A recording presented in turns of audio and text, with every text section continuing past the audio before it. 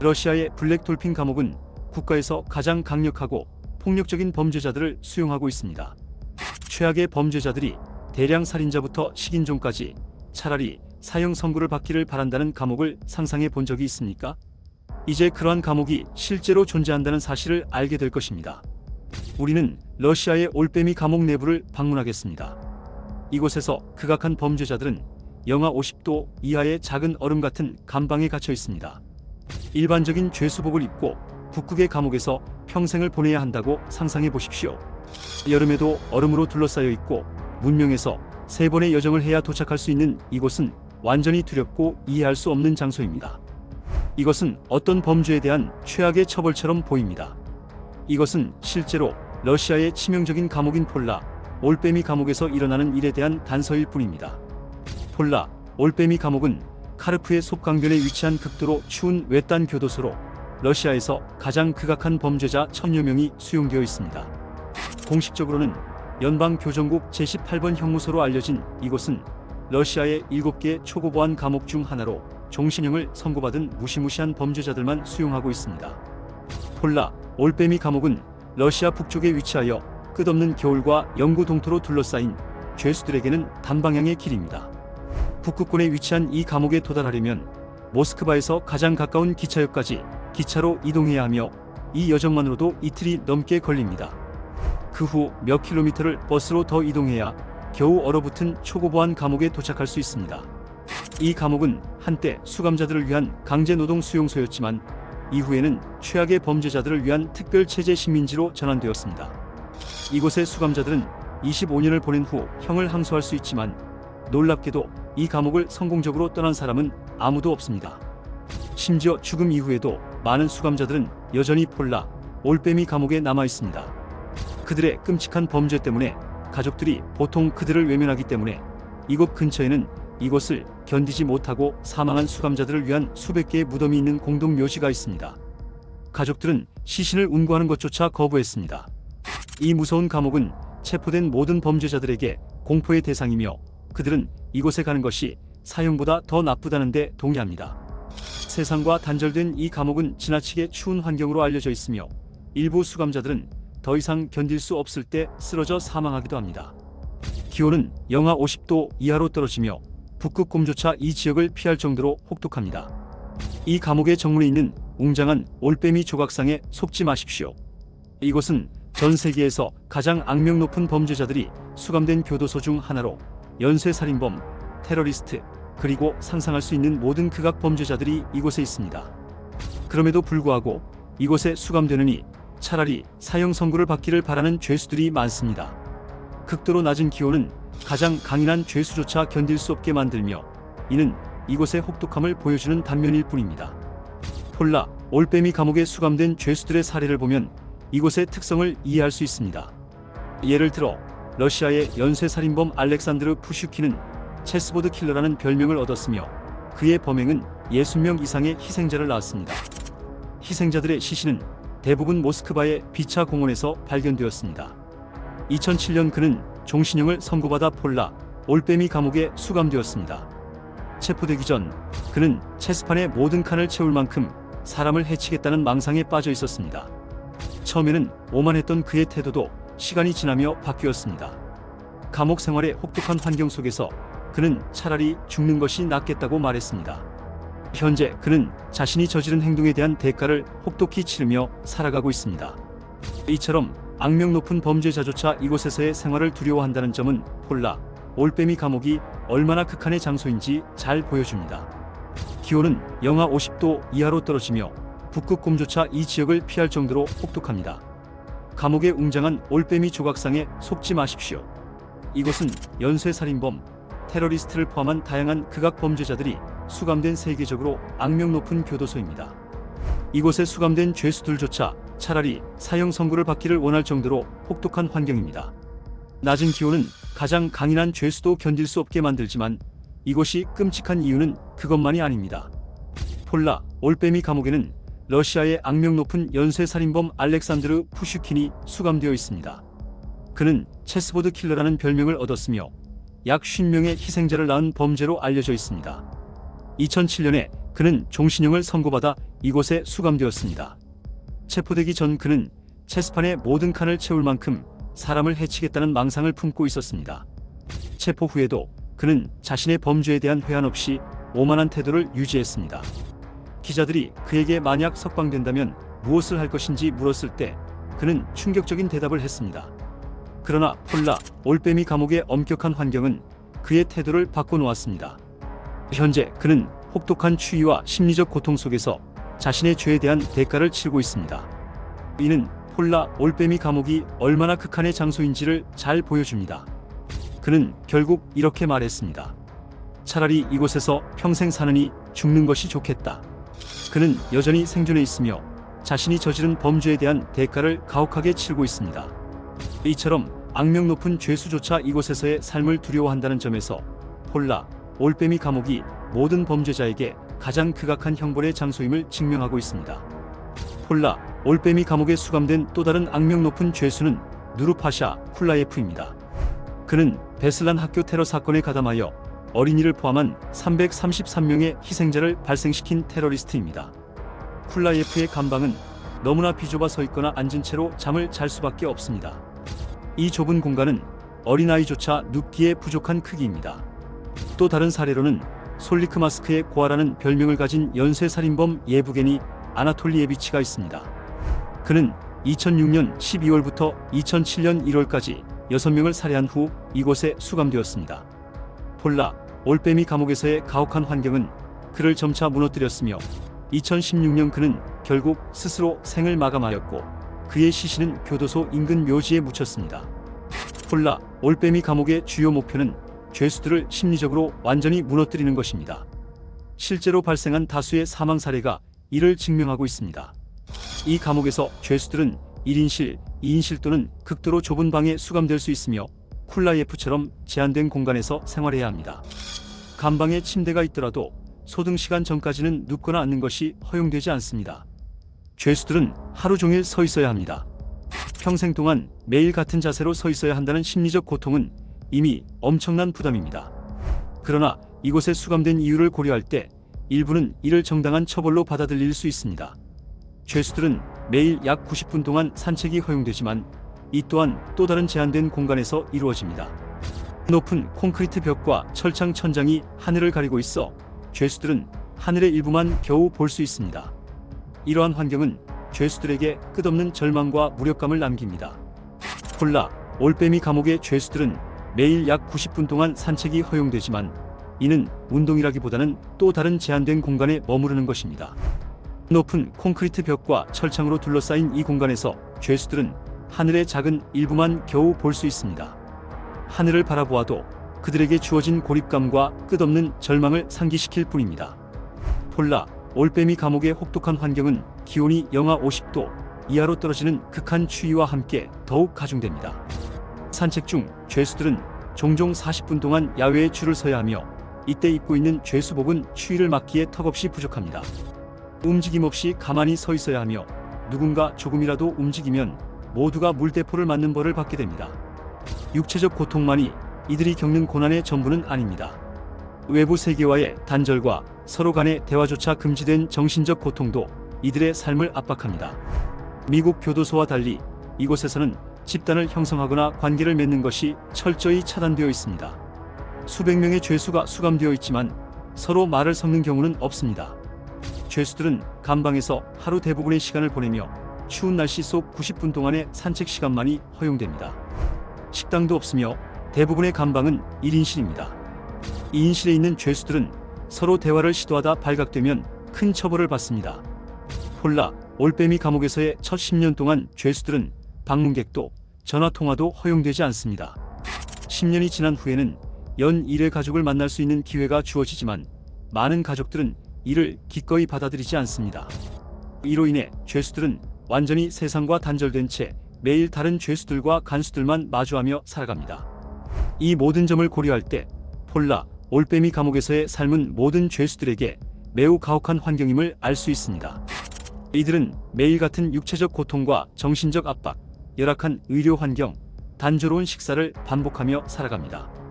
간수들은 죄수들이 일주일에 한 번 시청할 라디오 프로그램과 영화를 선택하며 죄수들의 삶은 철저히 구조화되어 매일 반복되는 일상 속에 갇혀 있습니다. 탈출 시도는 실패로 끝나다. 폴라 올빼미 감옥은 보안이 매우 철저하여 지금까지 성공적인 탈출 시도가 단 한 건도 없었습니다. 설령 탈출에 성공하더라도 이 북극 식민지는 외부 세계에서 3일 이상 떨어져 있기 때문에 갈 곳이 없습니다. 결국 극한의 추위 속에서 얼어 죽거나 죄수를 쫓는 경비원과 사냥견에게 잡히는 것은 시간 문제일 뿐입니다. 극심한 추위 속에서 폴라 올빼미 감옥은 3개의 철문으로 둘러싸인 감방을 갖추고 있습니다. 교도소 주변에는 5겹의 철조망이 설치되어 있으며 경비원들은 명령만 떨어지면 행동에 나서는 강인한 코카시안 셰퍼드견들과 함께 무장하고 있습니다. 아무도 이 감옥에서 탈출하지 못했지만 시도를 완전히 막을 수는 없었습니다. 한 죄수인 알렉산드르 일리스트라토프는 핏빛 택시기사라는 별명을 가진 연쇄 살인범이었습니다. 이 러시아인은 2005년부터 2007년까지 6명의 승객을 잔혹하게 살해한 뒤 강도로 체포되었습니다. 그는 2008년에 종신형을 선고받고 폴라 올빼미 감옥에 수감되었습니다. 하지만 그는 탈출할 수 있다고 믿었던 것 같습니다. 수감된 지 3년 후 일리스트라토프는 경비원들과 함께 산책 중 탈출을 시도했습니다. 그는 작은 철막대를 사용해 문을 고정시키고 달아나 철조망을 기어 올랐습니다. 그러나 내려왔을 때 굶주린 사냥견들이 이미 기다리고 있었습니다. 경비원들은 개들을 제지해야 했지만 그는 심각한 부상을 입었고 단독 감방에 수감되었습니다. 몇 달 후 그는 사망하였고 그 이후로 누구도 탈출을 시도하지 않았습니다. 이 사건 이후 감옥 관리는 보안을 강화하기 위해 추가적인 철조망을 설치했습니다. 이곳에 수감된 사람들은 극한의 추위 속에서 심리적, 육체적 고통을 겪으며 남은 생을 보내거나 감옥 생활을 더 이상 견디지 못해 자살을 선택하기도 합니다. 카르프는 감옥의 도시로 알려져 있으며 폴라 올빼미 감옥 외에도 또 다른 감옥인 콜로니 제3호, 즉 폴라 울프 감옥이 위치해 있습니다. 폴라 울프와 폴라 올빼미는 서로 쌍둥이 같은 지옥 같은 감옥으로 전자는 입구에 늑대 조각상이 있습니다. 폴라 울프 감옥에는 1000명이 넘는 죄수들이 수감되어 있습니다. 이 감옥은 스탈린 시대의 굴라그 수감자들에 의해 건설되었으며 러시아 연방 교도소 시스템 중에서도 가장 열악한 시설 중 하나로 악명이 높습니다. 대부분의 죄수들은 견디기 어려운 추위, 형편없는 음식, 그리고 끊임없는 폭력에 시달려야 합니다. 이곳에서 갇혀 있는 동안 가장 견디기 힘든 것은 추운 밤입니다. 기온이 영하 50도 이하로 내려가지만 감옥에는 중앙 난방이 설치되어 있지 않습니다. 일부 감방에는 라디에이터가 없는 경우도 있으며 벽에 그려진 그림으로만 라디에이터처럼 보이는 경우도 있습니다. 폴라 울프 감옥의 죄수들은 때때로 처벌 감방으로 보내질 수 있습니다. 처벌 감방은 흔히 알려진 독방으로 외부 세계와 완전히 단절된 상태로 갇히는 곳입니다. 이곳에는 약 20여 개의 독방이 있으며 죄수들은 여기서 극한의 고립 상태를 겪습니다. 폴라 올빼미 감옥과 마찬가지로 폴라 울프 감옥에서도 많은 심리적 고문이 발생합니다. 어떤 죄수는 이곳의 시스템이 인간의 의지를 꺾기 위해 설계되었으며 생존은 간수의 의지에 대한 완전하고 무조건적인 복종에 달려있다고 말했습니다. 이곳의 대부분의 죄수들은 항상 불안감과 편집증에 시달렸습니다. 또한 서로를 밀고 하도록 부추겨져 누구도 서로를 신뢰하거나 의미 있는 사회적 상호작용을 할 수 없었습니다. 간수들과 문제가 생길까 두려워하는 마음이 항상 죄수들 사이에 존재했습니다. 폴라 울프 감옥에서는 그나마 들어갔던 사람들이 다시 나올 가능성이 있습니다. 폴라 올빼미 감옥만큼 극악한 죄수들이 많지는 않지만 여전히 비슷한 수준의 고문과 학대를 경험합니다. 이 감옥에 주목할 만한 죄수 중 하나는 플라톤 레베데프입니다. 그는 폴라 울프 감옥에서 8년 동안 복역했으며 탈세, 돈 세탁, 그리고 횡령 혐의로 기소되었습니다. 또한 이곳에는 푸틴에 반대했던 몇몇 죄수들도 있었습니다. 어떤 죄수는 이곳에서 5년 동안 복역하며 이렇게 말했습니다. 감옥에 들어서자마자 자신이 권리도 없고 누구에게 하소연할 수도 없는 상태에 놓였다는 것을 알게 됩니다. 간수들은 전기 충격과 구타를 이용해 죄수들에게 누가 권력을 갖고 있는지 끊임없이 상기시켰습니다. 심지어 영하 50도 이하의 환경에서도 죄수들은 벌거벗거나 젖은 옷을 입고 감방에 갇히는 경우가 있었습니다. 가장 끔찍한 고문은 죄수를 태아처럼 웅크린 자세로 철제 상자에 가두어 숨을 제대로 쉴 수 없게 만드는 것이었습니다. 이 감옥에 대해 어떻게 생각하십니까? 이곳에 수감된 극악한 죄수들이 그들이 저지른 범죄로 인해 이러한 대우를 받을 자격이 있다고 생각하십니까? 그렇다면 러시아에는 이보다 더 끔찍한 감옥도 있으며 더욱 무서운 죄수들을 수용하고 있습니다. 폴라 올빼미 감옥이 참기 힘들 정도로 가혹하고 사형보다 더 끔찍하다고 생각되신다면 러시아에는 그보다도 더 악명 높은 감옥이 있습니다. 이 감옥들은 최악의 죄수들조차 이성을 잃게 만들 수 있는 곳으로 알려져 있습니다. 부틸카 감옥은 러시아 모스크바 중심부 트베르스카야 구에 위치한 교도소로 모스크바에서 가장 큰 감옥입니다. 소련 시절에는 정치범들을 수감하던 곳으로 잘 알려져 있었으며 18세기에 설립된 러시아에서 가장 오래된 감옥 중 하나입니다. 이 건물은 1879년 예카테리나 대제 시대에 건설되었습니다. 이 감옥을 들여다보면 테러리스트, 혁명가, 정치적 반대자, 그리고 다양한 유형의 범죄자들을 볼 수 있습니다. 여기에는 무정부주의자, 반역자, 아동, 연쇄살인범, 그리고 충동적으로 범죄를 저지른 자들이 포함되어 있습니다. 또한 조직 폭력배 두목들과 더불어 성범죄자와 기타 중범죄자들도 이곳에 수감되어 있습니다. 부틸카 감옥은 여름철 모스크바 중심부의 극심한 더위로 인해 죄수들이 고통받는 곳입니다. 폴라 올빼미 감옥의 죄수들이 추위에 시달린다면 부티르카의 죄수들은 견디기 힘든 더위와 싸워야 합니다. 이러한 더위와 함께 감옥은 과밀 문제를 겪고 있으며 수용 인원이 2,000명을 넘습니다. 각 감방에는 100명이 넘는 죄수들이 갇혀 있을 수 있는데 이 감방은 원래 10명만 수용하도록 설계되었습니다. 이로 인해 부틸카 감옥은 폴라 올빼미 감옥보다도 더 열악한 환경으로 간주됩니다.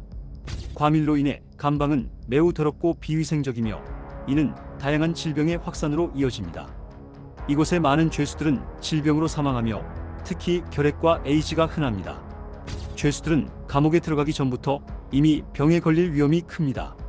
많은 죄수들이 마약 거래자나 중독자로 간수들에게 뇌물을 주어 마약을 밀반입합니다.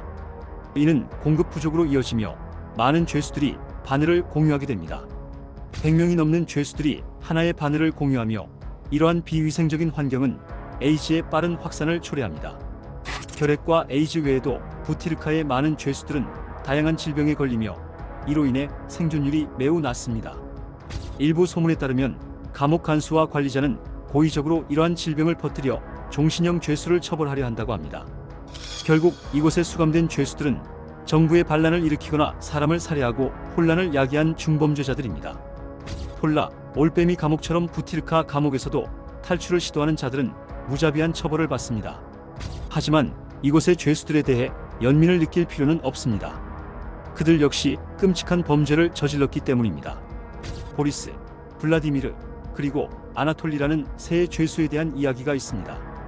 아나톨리는 자동차를 훔치기 위해 차주를 살해하고 그의 딸들과 노인을 죽였다는 이유로 종신형을 선고받았습니다. 한편 블라디미르는 아파트를 털려다 그 안에 있던 부부와 마주쳤고 도끼로 그들을 살해한 후 귀중품을 훔쳤습니다. 보리스는 동료와 다툰 후 그 남자의 집에 침입해 그의 어머니와 딸을 찔렀습니다. 이 세 사람은 모두 과거에도 수감된 적이 있으며 이번에는 종신형을 선고받았습니다. 어느 날 운동 중에 그들은 작은 구멍을 발견했습니다. 그들은 이를 통해 탈출할 수 있다는 것을 깨달았습니다. 그래서 맨손으로 며칠 동안 계속해서 구멍을 파기 시작했고 교도관에게서 1999달러를 주고 지도를 사기도 했습니다. 그들은 결국 탈출에 성공했지만 블라디미르와 아나톨리는 3주 후에 붙잡혔습니다. 보리스는 1년 후 상점을 털려다 붙잡혔습니다. 그들은 결국 평생 감옥에서 남은 생을 보내게 되었습니다. 러시아의 또 다른 초고보안 감옥으로는 화이트 스완이 있습니다. 이곳에는 대량 살인범, 마피아 보스, 연쇄살인범, 아동 성범죄자, 충동적 살인범 등 무서운 범죄자들이 수감되어 있습니다.